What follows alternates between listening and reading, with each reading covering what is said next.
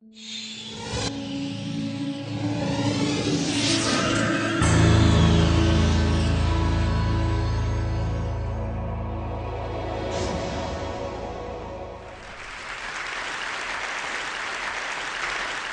name is Amit, and 18 months ago, I had another job at Google, and I pitched this idea of doing something with museums and art to my boss, who's actually here. And she allowed me to do it. And it took 18 months, a lot of fun negotiations and stories I can tell you with 17 very interesting museums from 9 countries, but I'm going to focus on the demo. There are a lot of stories about why we did this. I think my personal story is explained very simply in the slide, and it's access. And I grew up in India. I had a great education, I'm not complaining, but I didn't have access to a lot of these museums and these artworks. And so when I started traveling and going to these museums, I started learning a lot. And while working at Google, I tried to put this desire to make it more accessible with technology together. So we formed a team, a great team of people, and we started doing this. I'm going to probably get into the demo and then, tell you a couple of the interesting things we've had since launch. So simple, you come to googleartproject.com, you look around, all these museums here. You got the Uffizi, you got the MoMA, the Hermitage, the Rijks, the Van Gogh. I'm going to actually get to one of my favorites, the Metropolitan Museum of Art in New York. 2 ways of going in, very simple. Click, and bang, you're in this museum. Doesn't matter where you are, Bombay, Mexico, doesn't really matter. You move around, you have fun, you want to navigate around the museum, open the plan up, and in one click, jump. You're in there, you want to go to the end of the corridor, keep going, have fun, explore.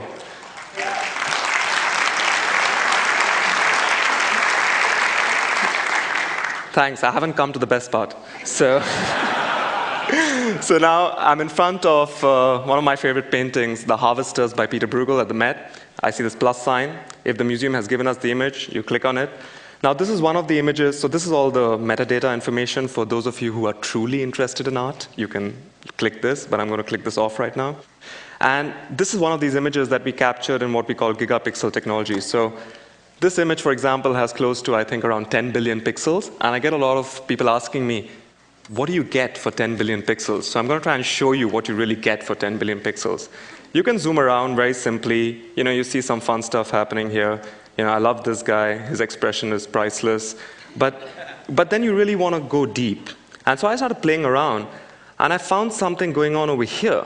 And I was like, hold on, that sounds interesting. Went in, and I started noticing that these kids were actually beating something. I did a little research, spoke to a couple of my contacts at the Met, and I actually found out that this is a game called Skål, which involves beating a goose with a stick on Shrove Tuesday. And apparently it was quite popular. I don't know why they did it, but I learned something about it. Now, we're really deep in, you can really get the cracks. Now, just to give you some perspective, I'm going to zoom out so you really see what you get. Here is where we were, and this is the painting. So,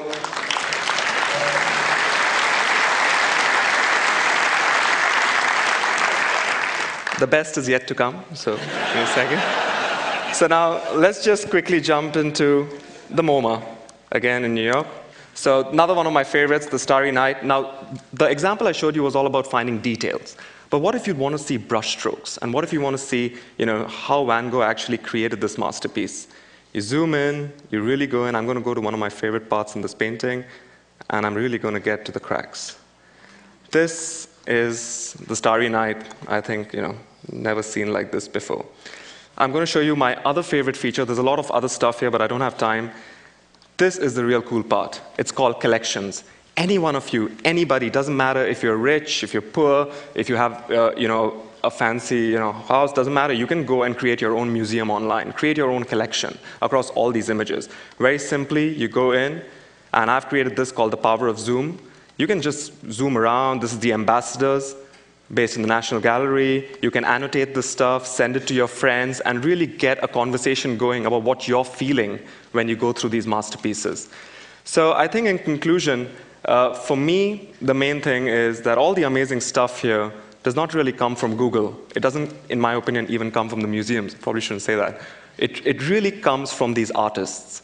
And that's been my humbling experience in this. I mean, I hope in this digital medium that we do justice to their artwork and represent it properly online.